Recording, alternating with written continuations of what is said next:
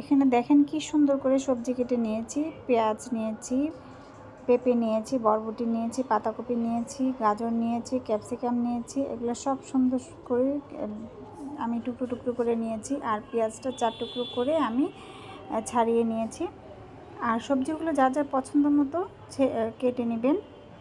আর এখানে আমি প্রথমে তেল গরম করে নিয়েছি, তার মধ্যে আমি জিরা ফোড়ন দিয়েছি, তারপর পেঁয়াজ কুচি করে দিয়ে দিলাম।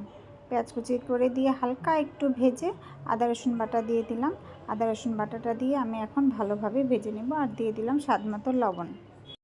হ্যালো ভিউয়ার্স, আসসালামু আলাইকুম। কেমন আছেন আপনারা সবাই? আলহামদুলিল্লাহ আমি ভালো আছি।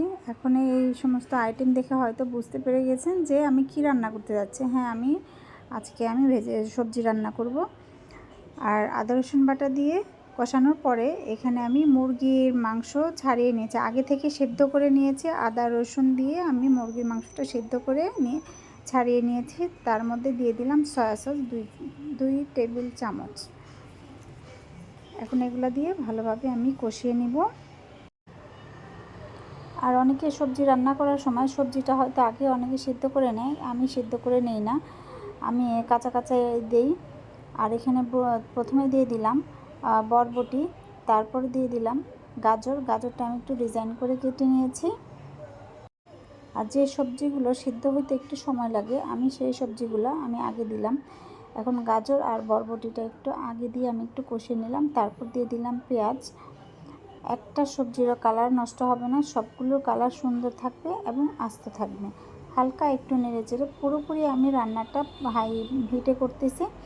এখন দিয়ে দিলাম পেঁপে টুকরোগুলো দিয়ে আমি বেশি কষাবো না, হালকা একটু জাস্ট নেড়ে চেড়ে মিশিয়ে নেব।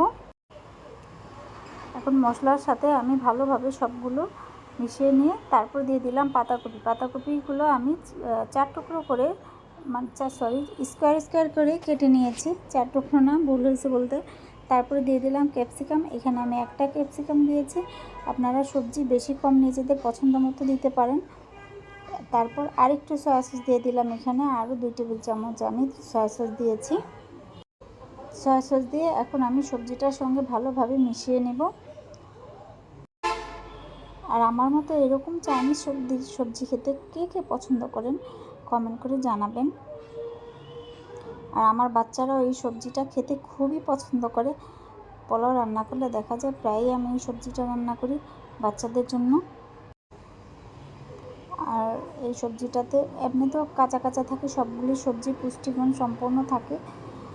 একদিকে সবজি খাওয়া হলো আর একদিকে স্বাদও পেলো, খুবই ভালো। তারপরে এখানে আমি দিয়ে দিলাম 1 টেবিল চামচ ভিনেগারটা দিয়েছি এই জন্য যে সবজির কালারগুলো যেন নষ্ট না হয়। এখন সবজিটা আমি আরেকটু ভালোভাবে কষিয়ে নেব। তারপর দিয়ে দিব এখানে আগে থেকে সিদ্ধ করে রেখেছিলাম যে মুরগির মাংসটা, সেই পানিটা রেখে দিয়েছি। সেই মুরগির মাংসের সেদ্ধ করা পানিটা আমি ছেঁকে দিয়েছি। মশলা যেগুলো ছিল যে সেদ্ধের মধ্যে দিয়েছিলাম সেগুলো যেন এখানে না পড়ে, সেজন্য আমি ছাঁকনি দিয়ে ছেঁকে দিয়েছি। তারপর পানিটা যখন একটু বলক এসে গেছে তারপর আমি কর্নফ্লাওয়ার গুলিয়ে ঘন আমাদের যতটুকু প্রয়োজন আমি দিয়েছি। 2 টেবিল চামচ কর্নফ্লাওয়ার গুলিয়ে দিয়ে দিয়েছি। হয়ে গেছে আমার সবজি রান্না।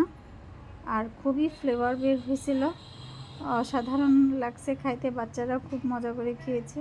আর দেখতে কেমন হয়েছে কমেন্ট করে জানাবেন। খুব অল্প সময়ে অল্প খরচে মজাদার চাইনিজ সবজি রেসিপি কেমন হয়েছে কমেন্ট করে জানাবেন। আল্লাহ হাফেজ।